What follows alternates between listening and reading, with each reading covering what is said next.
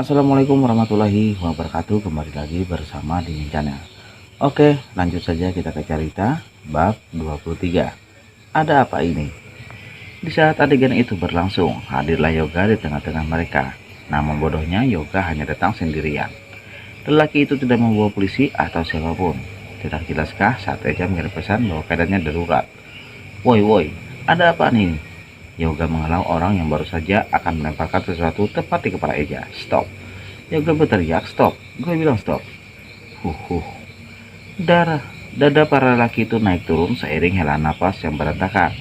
Netra mereka masih saling menikam satu sama lain. Ada apa ini Kang Eman? Kenapa Kang Akang bikin keributan di rumah orang? Apa Akang nggak tahu caranya bertamu dengan baik? Mode ngerucus Yoga kembali on setelah berhasil melerai perkelahian itu. Teman kamu teh yang duluan mencari masalah. Kang Eman menurut Eja dengan tatapan menghardik. Situ yang datang ke rumah saya. Ngapain saya yang nyari ribut? Eja tidak terima dan hampir saja kembali melayangkan tinjuan jika tidak ditahan oleh Yoga. Mending kita bicara dengan kepala dingin daripada masalah ini makin rumit. Baku hantam gak bakalan menyelesaikan masalah. Sebagai seorang yang memang mengerti hukum, Yoga berujar dengan tenang dan santai.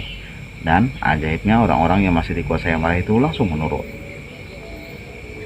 Setelah beberapa saat, pokoknya si Alita harus ikut pulang sama saya.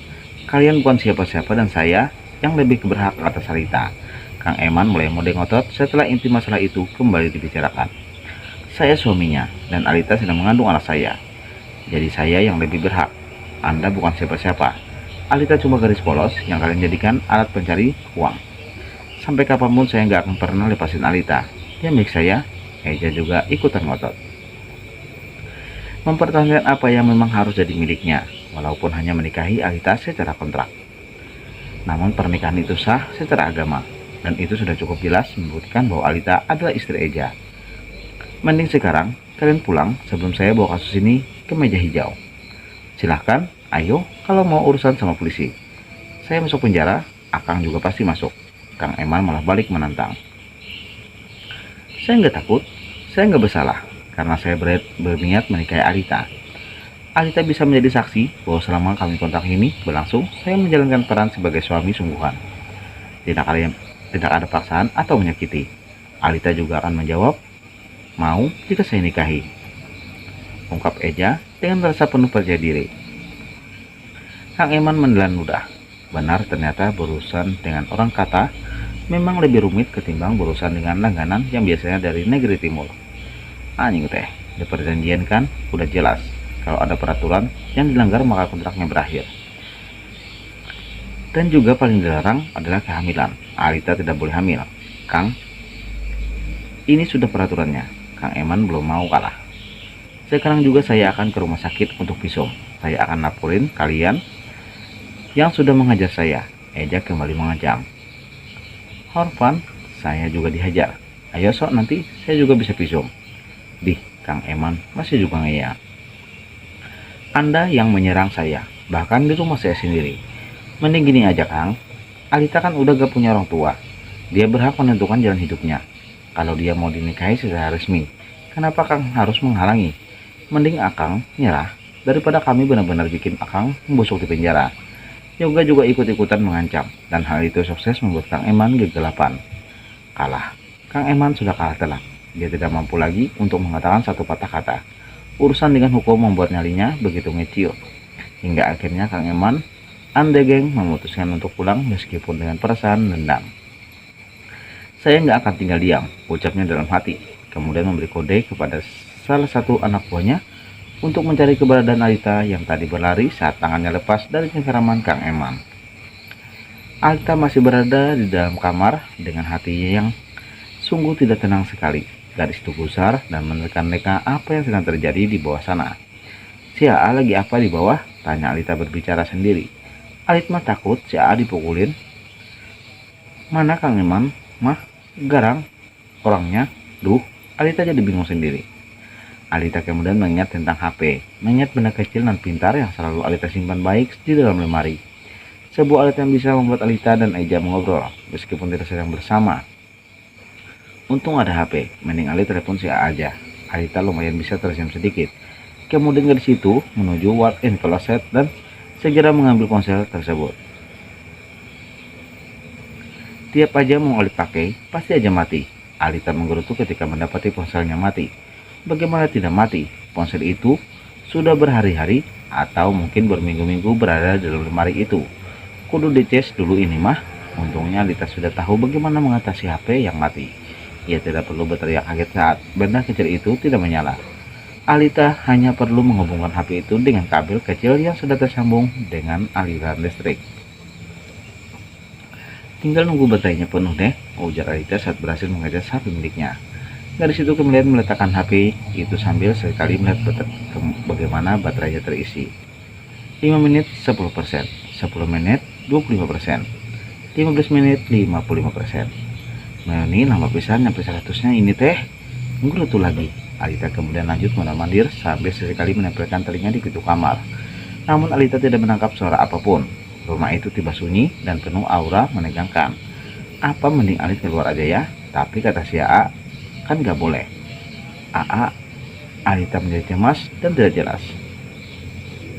Sejurus kemudian, Alita kembali mengajak HP itu. Namun, persentase baterai belum juga mencapai angka 100. Gimana ini? Ya Allah, Alita takut si AA kenapa-napa. Tok tok tok, Lid, di tengah kegusaran, Alita tiba-tiba terdengar suara ketukan pintu. Dan suara orang sedang berteriak memanggil namanya. Suara itu, tapi suara itu bukan suara Eja. Tok tok tok, Lid, buka. Udah aman, teriak lagi. Orang di balik pintu itu. Ayo gak, Alita buru-buru menuju pintu. Namun saat akan buka kunci, Alita kembali terdiam.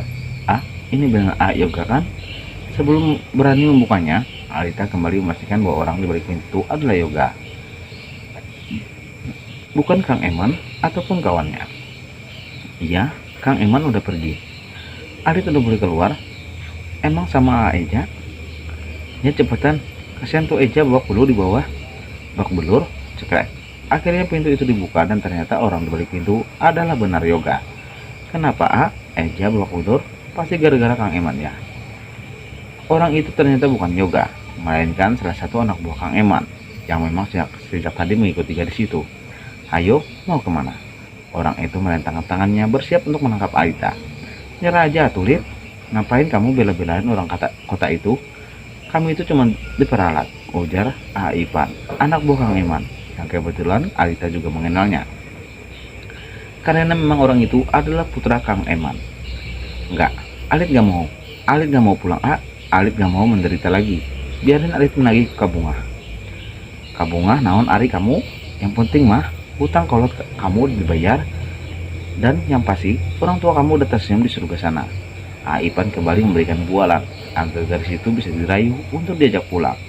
Merayu Alita yang memang terkena polos memang membutuhkan tenaga ekstra, sekaligus alasan yang logis agar garis itu bisa mengerti. Enggak, Alit pokoknya enggak mau. Alita setengah berlari menuju pintu dan berusaha mati-matian untuk kembali mengunci pintu itu. Namun sayang, tenaga garis itu kalah kuat meskipun sedang berbadan dua. Ipan berhasil menghadangnya dan membuat Alita kesulitan untuk membuka pintu.